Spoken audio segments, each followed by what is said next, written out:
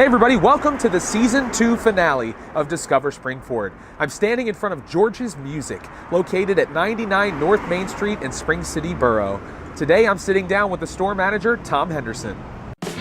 I'm Geoffrey Desiato, a professional actor, part-time realtor, and transplant to the SPRINGFORD area.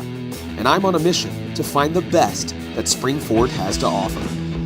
I'll be interviewing local business owners, civil servants, and other prominent members of the community to find out what makes SPRINGFORD a great place to live, work, eat, and explore.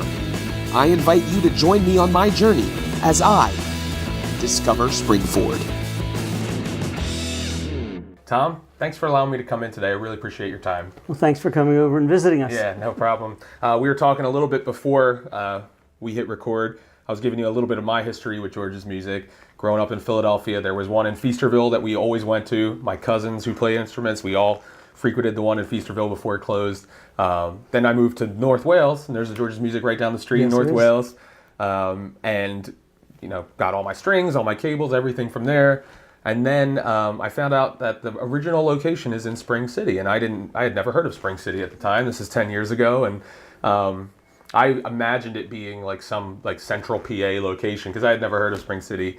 And then, you know, lo and behold, we end up moving to the area, and I remembered Spring City, George's Music. Like this is the mecca right here for the musician, especially in this area. And now, you know, it's grown so much that we're down all the way down at the bottom of the East Coast in Florida and everything in between. So it's really exciting to be where it all started, and for you to give us a little bit of your personal backstory as well as George's Music's backstory. So okay. I'll throw it over to you. Tell me a little bit about Tom Henderson, and then you can transition into George's Music and how you guys came together. Well, I've been here with George's since 1983, and when I came to work here, this was indeed the only store. This is the original location in its original building, and then it wasn't too long after that we started adding different locations. We expanded into the North Wales and Springfield, Feasterville. Mm-hmm. We have a store in Berwyn. And we also opened some facilities down south in Florida. Mm-hmm. We have a store in Jacksonville, and we have a store in Orlando. Oh, wow. I came here actually from the repair side of things, having gone to school for band instrument repair, and originally coming here to start a school service division. Okay. But business being what it is, and trends being what they are, guitars were taking off, sales and sound equipment was taking off. So kind of got involved with that, and it just grew ever since. So George's Music, when it first opened, did they focus more on band instrument, brass and things like that initially? Or was it always more towards the rock and roll side of things? It was a small part of what we were doing, but it was never a major part of it. The rock and roll scene is what it always been. Down here where we're sitting was originally an 8-track recording studio. Oh, really? And the control booth and the drum booth and the sound floor and everything is still here. Oh, wow. It's used for different purposes, but the original studio is still here. That's incredible. So I would imagine it was probably 8-track, 8-track analog tape? 8-track tape with maintenance every day. Oh my gosh, cutting and splicing and all that. It's so crazy how spoiled we are now, where you can download an app to edit video on the fly, or edit audio on the fly, where you would have to sit there and scrub. I used to do that. Even with digital, we would get to the scrubbing where you had to get the very first part of the person's voice and cut it and then match it up. Yeah, I'm sure. In 36 years now, you've probably seen quite an explosion in technology, just from the days of the old Boss pedal, 2 pedals and that's it, and then you have the full processors and all that kind of stuff. So I'm going to start geeking out at some point during this interview, just because I remember walking through George's Music and just like salivating over everything on the walls and getting the catalog. I think I still get the magazine mailed to me because I'm on the mailing list. I think I might still have a VIP from one of the locations. I had a VIP membership. Okay. This is definitely kind of a little dream come true to be sitting here talking about George's Music, just because of my history and everything. So I wore my Fender shirt, which you might not be able to see because it's like black on black. But so you started working here in 1983, right?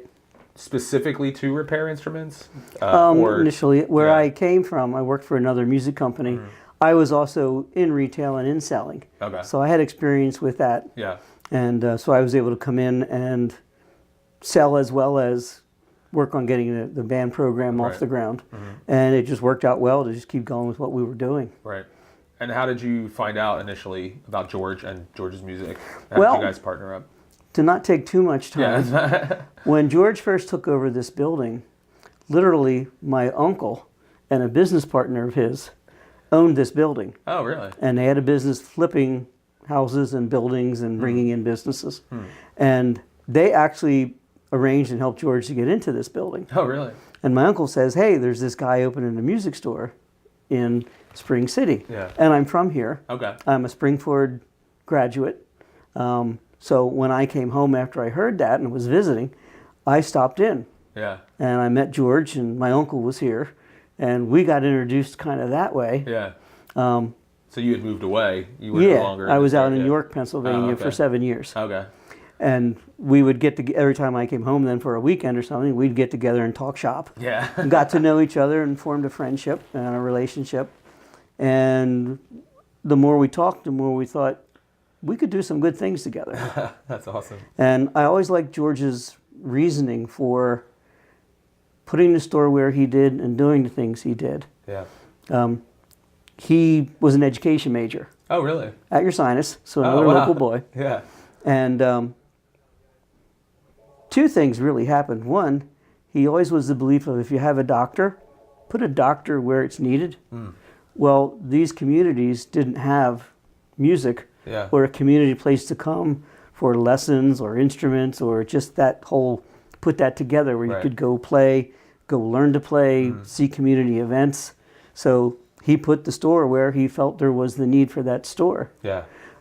Second, as a young musician, because he was out there playing just like all of us were, he'd go to these other stores like in Philadelphia or other larger areas and quite honestly wasn't getting the service that he felt that he kind of should have and deserved. They were, as a young person, ignorant, not paying attention, you know, not answering questions. So he was determined to build a place where people like that, like us, could come and have a place to be talked to. Yeah. And have a place to, I'm going to help you figure this out. That's great. And that's been our philosophy ever since. Yeah, that's one of the things I always appreciated when I would come into the various stores, and that it worked, you know, across. And that's great that he had that vision, because it was really evident in each store that I have come into, you know, 3 of them specifically, some of the most knowledgeable people in the business. You know, I've been to bigger stores, I've been to smaller stores, but yeah, that idea of, you know, you're going to be talked to like a human being, like someone who's respected for whether you're a novice or a professional musician. Right. Yeah, you're going to be treated the same with respect. They're going to do what's best to help you so that you feel like you got what you needed, not just what they had to sell that week. You know what I mean? and then the ability to just build that relationship and want to come back, which is what, for me, I mean, it was always the fact that I was nearby George's music. I was spoiled because I could always just go to George's. I mean, I think that it's so cool that the store is still here, because I think specifically this area, Spring City, there's a bubbling music scene that, you know, has kind of been, maybe it's been below the surface for a while, but we did an interview last season with Chaplin's. They have the live music venue now. We interviewed Tuned Up, and they now have live music on Thursdays, Fridays, and Saturdays. So I feel like with the Music and Market Festival that happens annually now in Spring City in October, Spring City is, you know, the legacy of having George's music in place. It's still there all these years later, where people are kind of drawn here, and I think it's on the verge of exploding again. Just my personal opinion, but we like bringing music. You know, there's a lot of people that don't realize how much they might enjoy it. Right. But you've got to present where they can try it, and where they can try it without the pressure of, I have to be good at this. Yeah. Or whatever. You can have fun, you can learn, you can explore it. We now have a Rockstar program. Oh, really? Where we take our students, and really anyone who wants to sign up, and we form bands out of people who are like age, like talent, like musical tastes. Oh, wow. And we teach them how to play. We put a set list together, They learn the music, they put it together, they work with our people, our teachers, and then at the end of the program, we book events. Oh, that's so cool. We also do that with adults. Oh, really? Particularly the adults have a blast. Oh, that's awesome. Because they've played for years. They play at home. It's a hobby. They've never been on a stage. Yeah. But it looks like it's something they'd like to do. Yeah. So we do it. Yeah, I know. That's awesome because I know there's a lot of people that, like you said, they didn't do it as a kid. They just kept it to themselves, and then they probably have that nagging regret of like, I should have. You got to do it. Yeah, once. you got to do it. Like whether it's like you hit like 30 or 40 or 50, and you're like, I never did that, but I know I would love to at least do it one time. That's really cool. But bringing the music to the people and interfacing with the community has always been a big thing for George. Yeah. You mentioned the Music and Marketing Festival. Yeah. That's going to be the first Saturday in October. Yeah. Streets closed all day. Yeah. There's live music all day. We put performers out. Chaplains puts performers out. And it's just great. The people come, we'll draw several thousand people. Yeah, I was there 2 years ago. I wasn't at this most recent one, but it was awesome. And the weather was perfect. You know, October's a great time because it's not too hot to be outside. It's just awesome. People walking the streets, and I think it really just makes people feel alive when they see their town buzzing with activity, especially with some of the vacant storefronts and things like that. To see that the existing businesses are still invested in the community and growing it, it's been really awesome. I've had the chance to talk with Bill Hoffman of Spring City Hotel, Dan Phillips of Pop's Dinette and Ice Creamery, with you, with the guys at Tuned Up, with Chris from Chaplain. So just seeing all of you guys and just the faithfulness of doing what you came here to do, doing it every day with a smile. Obviously, there's probably, just like with any job, there's difficulties and things that you probably put at the bottom of your to-do list because you don't want to have to deal with them. But just that continued commitment to the community, like you had said, George was very passionate about, is very passionate about. It warms my heart to hear that because, like I said, one of the reasons why we've done this show is to let people either who have grown up here, moved away, see that there's still stuff happening, or people that have grown up here that are very proud of their upbringing, getting their eyeballs on the show to see that stuff is still happening. And then also, for me as a transplant, been here since 2017, it's my personal journey of discovering what is out here in Spring City and Royersford. And I've gotten to know a lot of people who have moved to this area recently, and they get to kind of live vicariously through me as I explore. And they're like, wow, I had no idea about this restaurant or this place, or, so I'm hopeful that, you guys are one of a kind in this area. There's not really a music store close by, and there's tons of budding musicians or, seasoned musicians that if they haven't been to George's Music in Spring City, you're really missing out because you walk in and you feel like, in a good way, you feel like you've transported back to a time where that retail side was it was less like churn and burn kind of thing. Like you can actually come in, talk to people, you don't get pushed out of the store, it's just a comfortable setting. The decor obviously is great because you have rock icons and vocalists and guitars hanging everywhere and drums and things like that. So it's just a great experience. So tell me a little bit about, obviously you were here when it was just one store. Do you remember some of the conversations that went into the decision to start to expand? And was that a little nerve-wracking at first in terms of going from one store to a second store and then going across state lines and all that kind of stuff? Were you involved in any of those discussions? A number of them, yeah. When I first got hired and we started working together, the master plan was, and this will sound funny, chain stores don't work. Right. You can't control them. Right. You can't be there when you're needed, and it just doesn't work. So we're going to take our store and make it the best it can be. Now keep in mind this was 1983. Right. Along comes 1985, and the question is asked of me, did you ever think about managing a store? And that's when the idea became, George had been kicking around the idea of can we replicate this in other areas?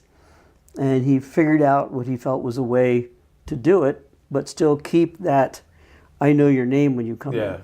And that's when we opened North Wales. Okay. Springfield was number 3, Feasterville was number 4, and it worked. Yeah. And as the stores grew and we developed, we were able to keep the philosophy, keep our core beliefs in the way we wanted our customers to be treated and what we wanted to do, and it took off. Yeah. So we were able actually to do it. That's amazing. What year, you said 85? Was that when? 85 was when we started branching into exploring it. Other areas, Okay. yeah. And like I said, North Wales was our first endeavor. Yeah. Was it in the same location that it is today, or did it move? Okay. It was very close. Yeah. Originally, there was a building right at the intersection near there of 202 and 63. Yeah. And that intersection got condemned and redone for construction. So we like to say our drum room is now pump number 3 at Wawa, the right? Wawa station there. But we're about a half mile down, taking the Main Street towards Lansdale. Right. Yeah. It's a great shopping center, and it's one of the flagship stores in that shopping center, which is awesome. That was the one that, I lived in the Lansdale area for 10 years, and that was where I always went, and where I got my VIP card that I mentioned before. Which is still good, by the way. Oh, I'm sure. That's great. Yeah, you could probably look my name up in the database and everything. And there's quite a few Desiatos, because my dad is a musician, both of my brothers, my cousin, my uncles. Yeah, so there's a lot of Desiatos in the George's Music database, because my cousin and my uncle live in Feasterville, so they always went to that one before it closed, and they still frequent the local ones, so they drive all the way up to North Wales or wherever it may be.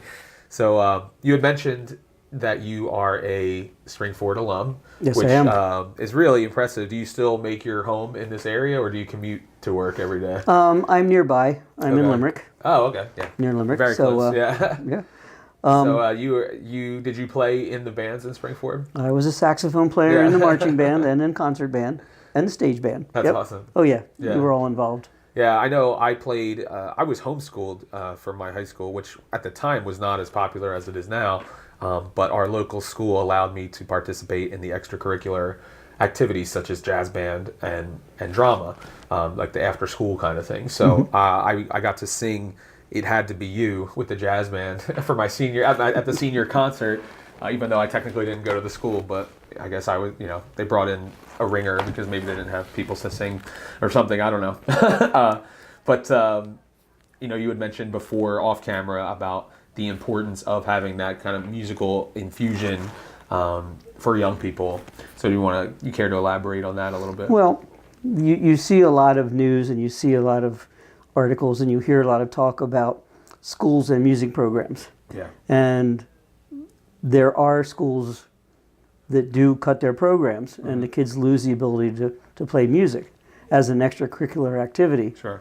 But one of the things that you lose when that happens, and a lot of people won't give true credibility to it, music is math, music is science, music is theory, music is reading, music is social skills, getting along with other people, and you're learning so many things away from just playing music that helps you in your school studies. It's proven that the children who take music do better in school. Yeah, I've seen videos and things on YouTube of even with the cognitive ability, being able to restore people's cognitive ability, people who are with dementia and things like that, that it actually, they would go into retirement homes and things like that and bring music for them to listen to, and they wouldn't really be able to speak, and they would just kind of keep to themselves. And then once you brought music into it, it kind of tapped into something in their brain where they all of a sudden started singing and doing things, and all the staff at the homes were flabbergasted because of the impact that music had on the brain. And imagine, obviously that's with older folks, but I can imagine with young, as they're developing their brain, it's the same thing, and it's exploring and the creative process, especially. I've seen those experiences in a nursing home. Yeah. People who you go in and you visit that won't talk. Right. If someone's in there playing, they know the words to every song and they will sing them. Yeah. If you play something patriotic, all the men will do their best to stand up. Right. And hands on their heart or their cap off, and it's there. Yeah. That's incredible. I actually I had the privilege in my acting career. I worked with a company called Philly Senior Stage, and we would go into retirement communities and do 2-person abridged versions of Broadway shows. So there would be a guy and a girl, and we would play, like, they would just kind of strip down the show to just have, like, the main story, whatever it was. Right. You know, the guy gets the girl or whatever. And we would sing, you know, most of the score of the show. We would perform the songs, and then we'd do little scenes from the show without putting the whole show up, obviously. But we'd have little costumes and stuff we'd change into, and people would go nuts because they knew every single song, from whether it was Guys and Dolls or something like that, and you're singing the songs from that show, and they'd be like, oh, I remember I went to see the original cast on Broadway, you know, in 1954 or whatever it was, and it's like that it unlocks something that had long been kept dormant, you know, and it's really something that we need to continue to push for more and more people. You don't have to be the best musician that's ever walked the earth, but to at least enter into the world of music or art, or, you know, any form of art. The benefits surely outweigh the sacrifices or the practice time or whatever it may be. The fact that I can, you know, hopefully, God willing, arthritis, you know, go away, I will be able to pick up a guitar and play a song into my later years. That's really encouraging to me, because, you know, now it's like riding a bike in a lot of ways with an instrument. Being able to go back and unlock that part of you. So, yeah, definitely we implore all you folks out there, if you have any say in the arts being taught to our kids in schools, that we definitely want to promote that. And we, as you mentioned before, Springford has a great band. They do. And they continue to dominate. So take no prisoners, Springford. Keep going and doing a great job with your music. And they have a strong music program in the school. Yeah, very important. Starting at an early age. Yeah, it can't be overstated, that's for sure. So tell me a little bit about the store here and what you guys do on a regular basis. You mentioned the Rockstar program, which is really cool. We have the Rockstar program. Yeah, what other services and activities do you offer to people? We do have private lessons. Okay. And all told, there's about 200 students that come through in a week's time. Wow, 200. We have that. We do have service facilities. We have an on-site guitar repairman. If we handle warranty issues as they come up for repair, so if someone has a problem, they come see us. Right. We can help them with that.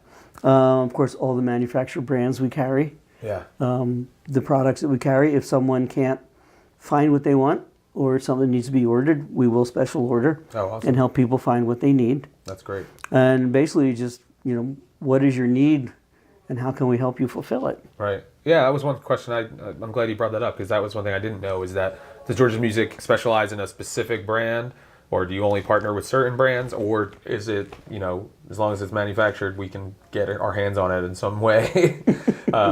So that's great to know that you guys... it's not just what you walk in and see. It's you guys can actually bring things in. There's many things we can get. Yeah. Obviously, if it's like a one-of-a-kind, unique type situation. No music store can get absolutely everything. Right. And again, it comes to relationships. Right. So manufacturers, if I can't give you the service from them, right, I can't do it. Right.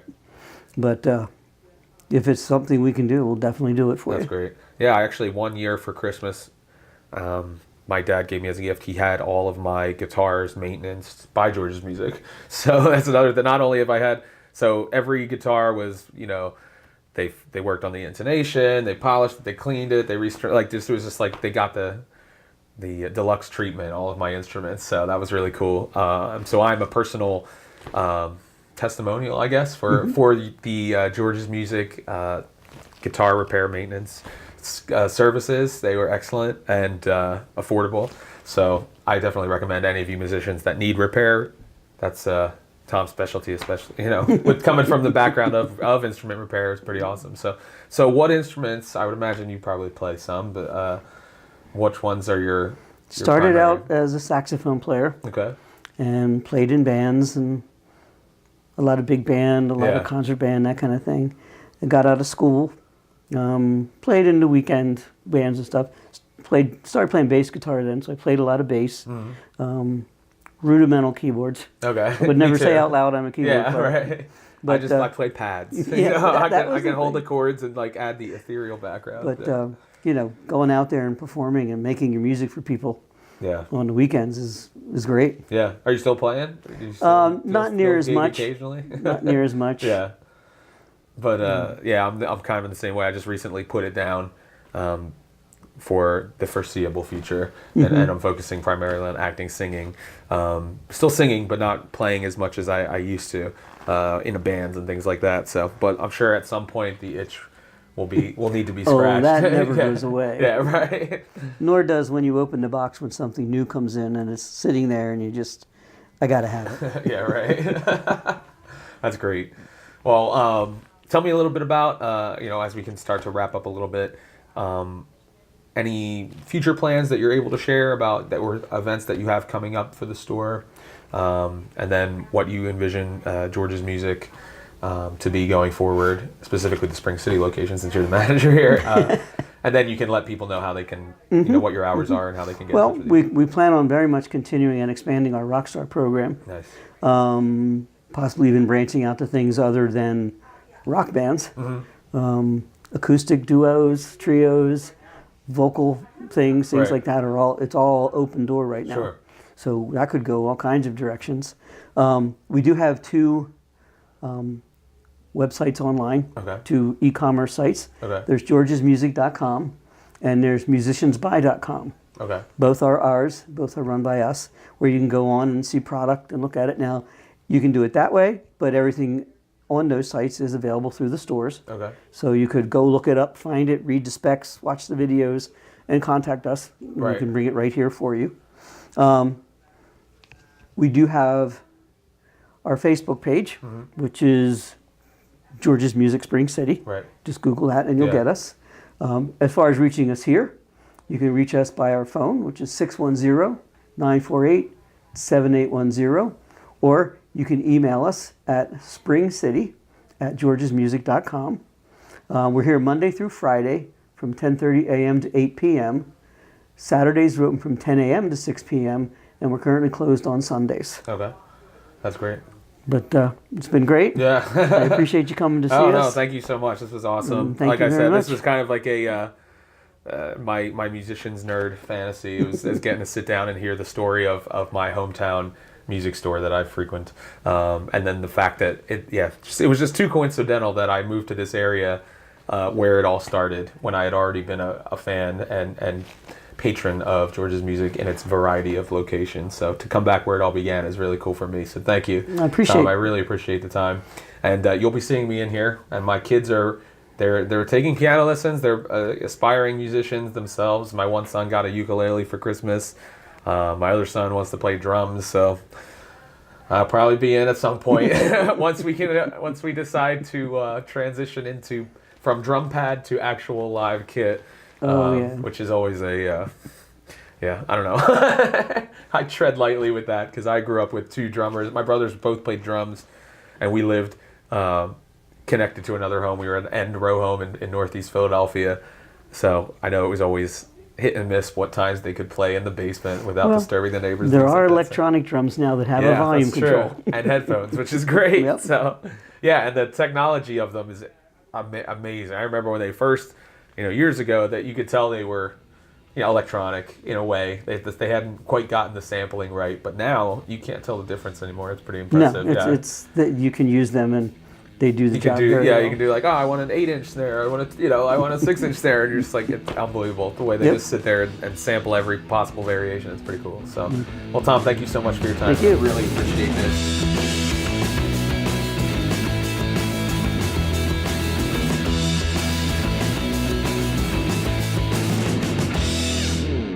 Well, that's all the time we have for today's episode of Discover Springford. I want to thank you for watching, and I also want to thank Tom for his time today. Thank you so much for watching this season and for watching our first season. There are so many people that I would like to thank personally, but I just couldn't do it. I would forget somebody, insult them, whatever it may be. I encourage you, though, to check out George's music in Spring City for yourself. All of their information is included below the video. But as this is the season finale, I want to let you know that I have so enjoyed exploring the Springford area and having you come along on the journey with me. At this point, we're unclear if there's going to be a season 3. And I want to take this moment to thank all of you. It's been an incredible journey for me to find out all the amazing things that Springford has to offer for my family and for yours. And with my schedule the way that it is now as an actor, I have very little time in the week to do something like this that does take up a large amount of production time. So I'm going off script here, which is why I'm doing all the ums and ohs and all that kind of stuff. But I just wanted to be as true to form as possible. I want to thank my wife, my children, thank all of you that have watched the various videos that we produced here at Discover Springford. It's been an incredible 2 seasons, and here's to the future, whatever that may bring. Until next time, whatever that may be, I encourage you all to get out there on your own journey to discover what makes the Springford area a great place to live, work, eat, and explore.